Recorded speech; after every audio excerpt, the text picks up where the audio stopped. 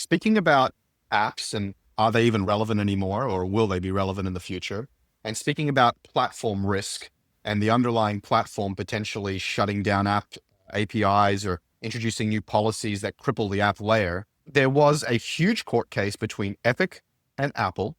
If you guys haven't been following the case, Epic sued Apple for their App Store policies, not allowing or really forcing Epic and all app developers to use their payment rails, Apple Pay, and taking anywhere from 15 to 30% a clip of every transaction on the iPhone and iOS devices.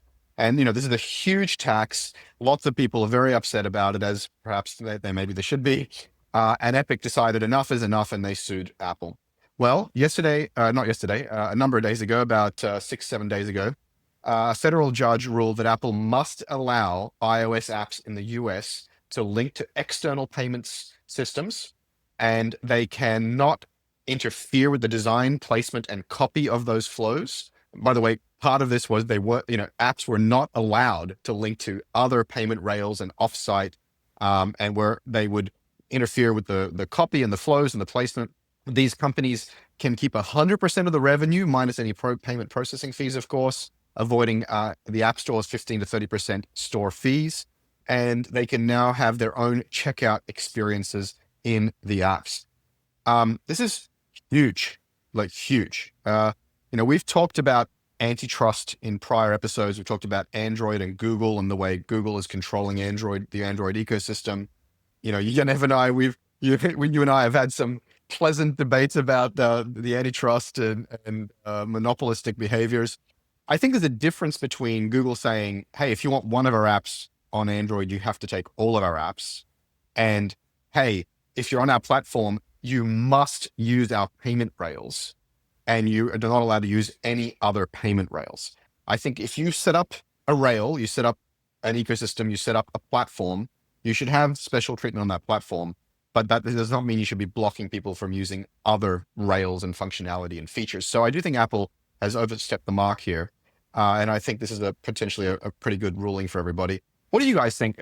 Is this the right answer? And what are the implications for the app economy prior to the implosion of apps in general, thanks to LLMs? Yeah, I mean, I think this is good. Like Chris, you referenced our previous arguments about monopolistic behavior. And to me, it's like, yeah, Apple has been abusing its market power to charge rents that are completely unreasonable and to then curtail behaviors in order to maintain those unreasonable rents. So it's like, sure, okay, App Store is 30%. But if you don't want to use the App Store, then you should be allowed to not use the App Store, for example, to buy a book on your Kindle. And there is an update to this story, which is that the Kindle app on iOS has been updated today to have a buy book button. So Amazon have wasted no time taking advantage of this. It's massive. Much better user experience too. Much better user experience. And 30% was just not reasonable for payment processing, right? Where the going rate is in the sort of 1 to 4% level. And the fact that they were able to levy 30% just sort of proves that they were abusing the monopoly power. It was so egregious that they nearly were done in by their own greed here, right? If they charged 10%, then maybe they could have gotten away with it. So I disagree. Was just so outrageous. Yanev, I disagree with that. So let me clarify the nuance between my position last episode and this episode. They're not just providing payment processing. They're driving discovery, installation, version management, subscription management, cards on file, an incredible user experience with authentication, face and thumbprint. They are doing a whole bunch of amazing stuff with Apple Wallet and Apple Pay. It is an incredible, seamless payment experience. That does not mean they get to block people from using other lesser payment experiences. So I think if you want to be in their distribution using their rails with their elegant integrations with their cards on file with on subscription management, whatever, they should be able to charge 15, 20, 30, 50%. Yep. And the judge is not stopping them from doing that. I think that's fine because it's a little hyperbolic to say all they are is a payment processor. I think it's a bit more. I think that's fair. I think this is what I was kind of alluding to earlier, and we've discussed this before. There's this dynamic of AI is yet another force that's leading to consolidation and the big getting bigger, right? And if you look at AI, it's currently a capital war, mainly because it's to date been a GPU data battle, which favors capital, right? So OpenAI, everyone keeps raising more and more money. That battle might change and likely will change as models adapt, as things get better and better and better. That said, this is like an example of kind of the headwind that these consolidators are going to face. And Apple's a much older consolidator. Facebook is going to have these. Anyone who's a platform that's going to try to leverage their distribution, their compute, all these advantages are now the government's looking at them. OpenAI will be just hop, skip, and a jump away from that, right? Like because of the rate of change and how fast they're going. So the open question is like, how are these things going to be regulated? I for one agree. Look, if you look at the way that Apple has gone to App Store, it's not dissimilar to how, you look at Uber Eats or some of these other folks. It's like, I am going to go download the Fortnite, whether it's not because Apple promoted it. It's not because Apple created the page. I wanted to download it. This is the only way I'm allowed to do it. If I had a way to download it onto my phone without going to App Store, I would do that. Right. And there's a really great case, I think. So they'll argue they provide distribution, all this other stuff. I'm not suggesting they don't at a scale and they don't make it easier, but I think 30% seems like a lot. Now, to your point, if there's a way, I think they can, hey, you can charge that, but like if you create some, like I'll give an example. What would be, if they want to really say, is it worth 30%? Allow developers to develop the app and distribute it from Fortnite.com. Allow them to do that and have their own payment. And then let's see how effective the App Store is really. Like then, because are they willing to pay 30% for the full shebang? My argument is that some of these apps they're just going to take off on their own. Hinge. You're going to download Hinge no matter what. You're not going to download it. Oh, the App Store is the reason I discovered it. No. Don't tell my wife. Yeah, I'm going to say, hey, don't tell my wife that. Yeah, but I mean, you know what I'm saying? I was an advisor at Hinge, full disclosure. So, but like my point is that I think if we really want to understand the value of these services in aggregate, the decoupling of these would be interesting. And so like, I'm waiting to see if people at some point make the big move and say, wait a minute, if you're effectively a search engine, why can't they distribute it? Well, because we don't want them to. Oh, we're afraid of malware. I'm pretty sure Fortnite is a reputable company and they can version control their own stuff. They don't need Apple's help with that.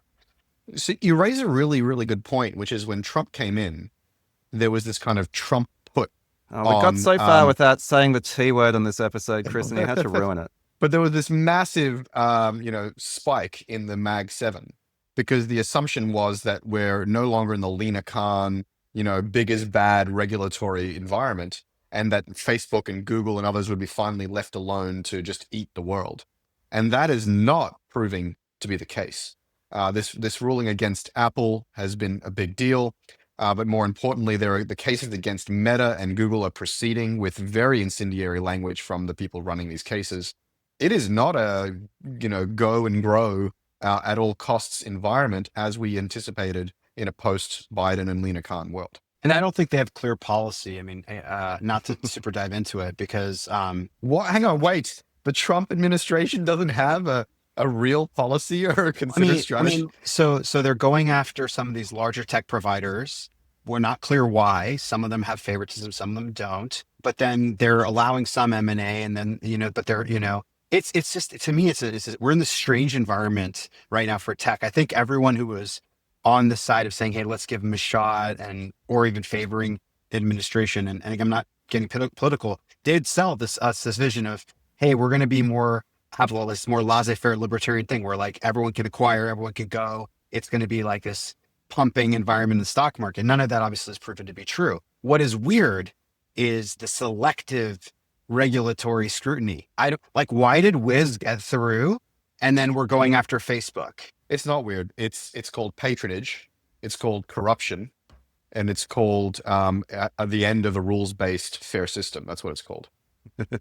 I most certainly hope that you're wrong in the long run, but I'm not going to refute you, Chris, because there might be some truth to that. I'm not sure, but it's at the minimum, I think right now, the only place what could be the haven is OpenAI raises a ton of money and they just keep buying a bunch of stuff for a bit, like for the AI world, but they can only buy so many things themselves. They're not, even at 300 billion, they're not going to buy a billion things. And Anthropic is not that big. They're only going to buy so many things. So Google and Microsoft and Facebook have to be able to consolidate for there to be liquidity, or we have to open up the public markets again. Like there's not that many options.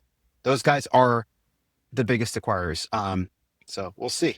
Yeah, I think it's a good thing. We were having a discussion last week, Chris, about copyright law and how it applies to AI and everything like that. And I made the point that copyright law is not a natural law. It's not in the Ten Commandments, I said, right? Like, it is a law that is designed to incentivize certain behavior in the market. Is to say, copyright law was there to make sure that people who do creative work are incentivized or adequately rewarded for that work. And so a certain set of legal protections were put in place.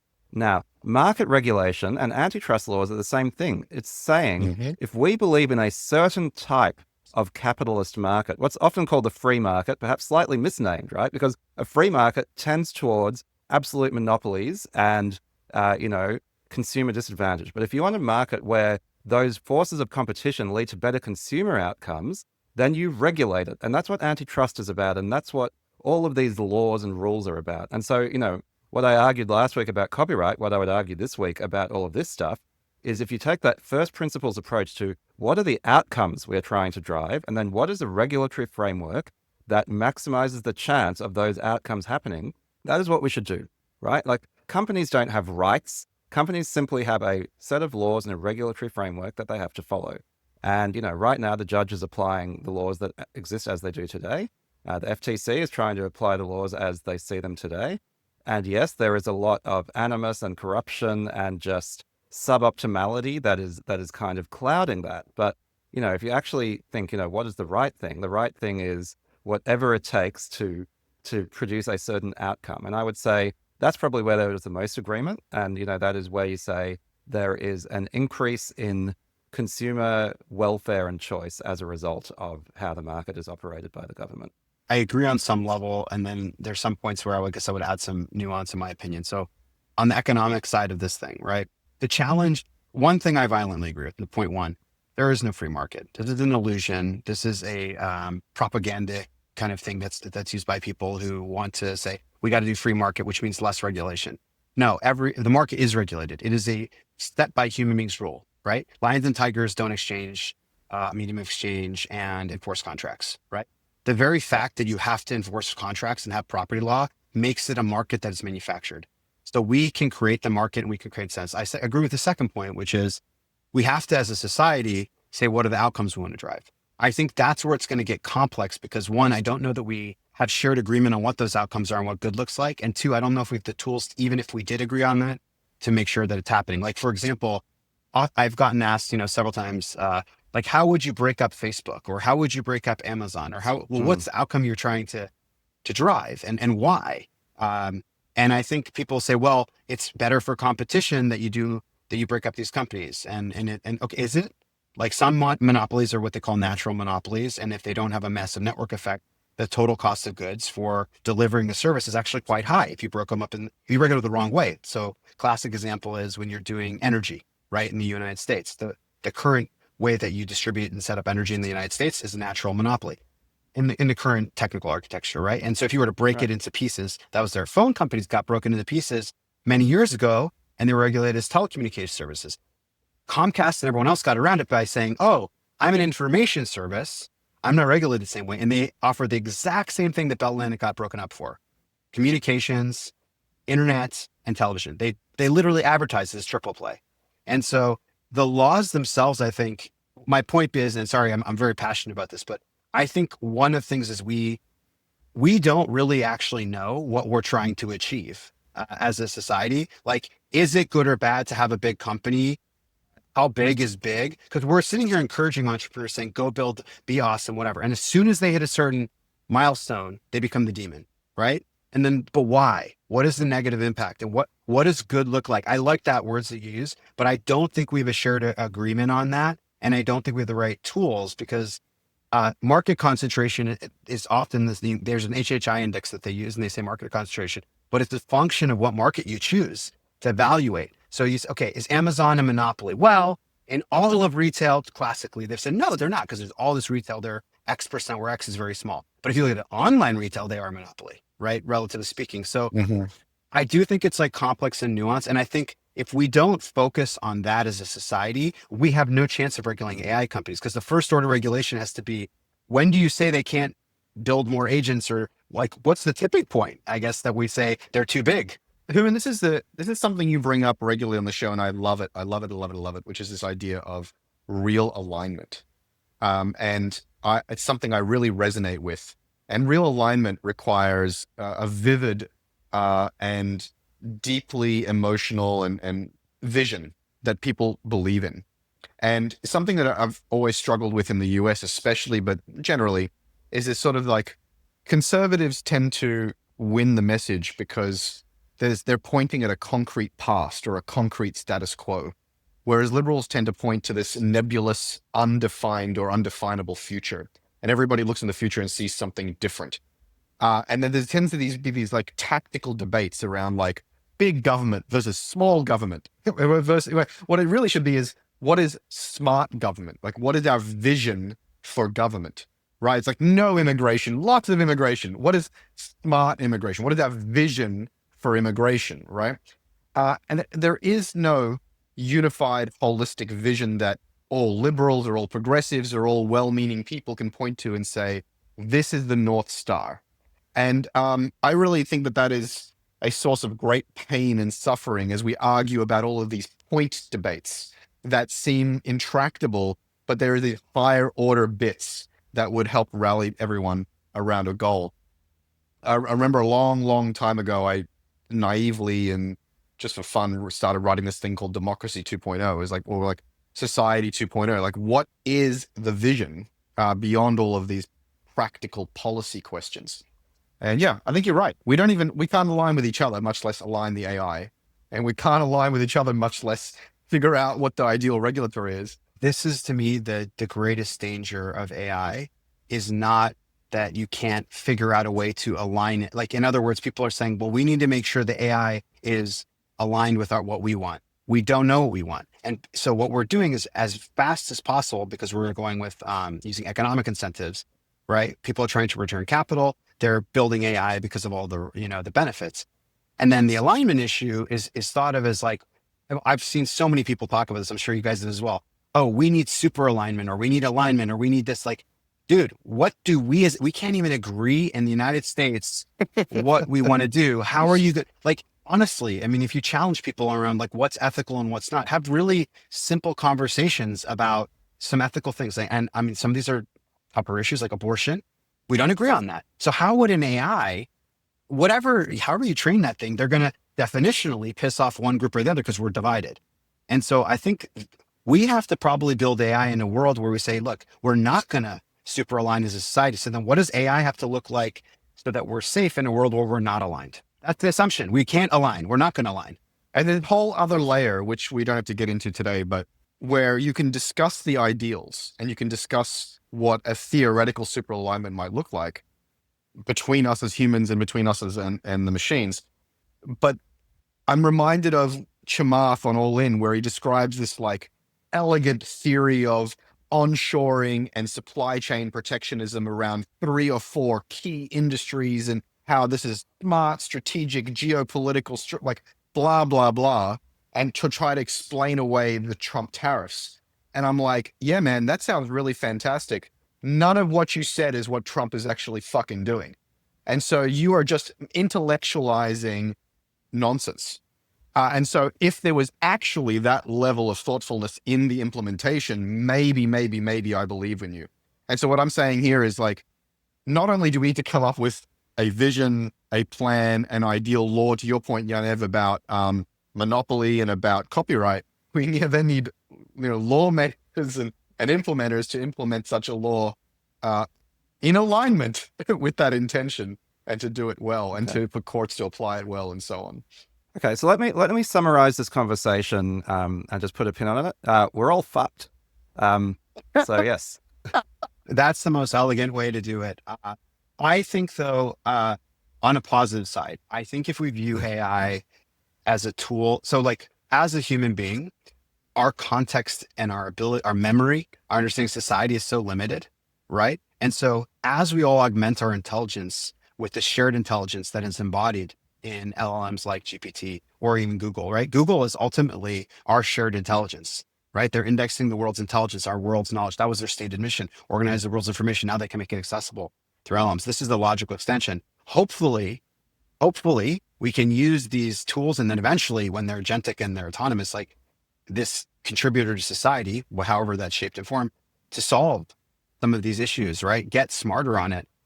Because right now, I think what you're seeing is, one, human beings have too much information overload, right? Mhm. We don't even know what the fuck is going on. And I will tell you, like, everyone was debating about deep fakes. Remember when like all this stuff, oh my God, like the Republicans and everyone, like they're going to start putting out fake news with that because that's what they've already done. Dude, you don't need deep fakes. The MS-13 tattoo. Have you guys seen that video? Yes. Trump put it out Yes. there. And literally, it's not even intended to be fake. And they have MS-13. That was literally photoshopped on so that you could show like that's what this thing stands for. And he got on television and he got on TV berating reporters saying, look, it's a tattoo on his, and there's no way that's not his tattoo. And like his own staff wouldn't say that, but no one's correcting him. And so to me, I think when you have enough tooling and like we're clearly in a world where everyone's on their heels, they're overwhelmed by information. And what they do when they do this, they say, well, they're going to trust some third party. And this is what's opening up demagogues. I'm hoping the AI enhancement from human beings can put us all on a more even playing field where we can debate things. Like, have you noticed on Twitter, for example, people are using Grok a lot? Grok, is this true? And I'll tell you, while I don't love Grok all the way, and I think it has a bit too much personality, like it's a little biased, dude, there's times where it's like, no, this is fake. Like, this is not the case. Like what Donald Trump is saying here is false. Like that could be interesting, right? Where you're in context and the AI is in there and it's saying, no, it's not, that's not the case. Like, Yeah, I've used Grok multiple times to argue with MAGA people in my comments, and I say to them, "This is from Grok," and I just paste it in, and the reality distortion field is strong with them. But yeah, Grok basically tells the truth as far as I can tell, at least the things that, tries. at least so far, and the things that I've tried. Yeah, I love the way you summarize that. I mean, I was entertained, but I'm sad. Sad entertainment is my specialty.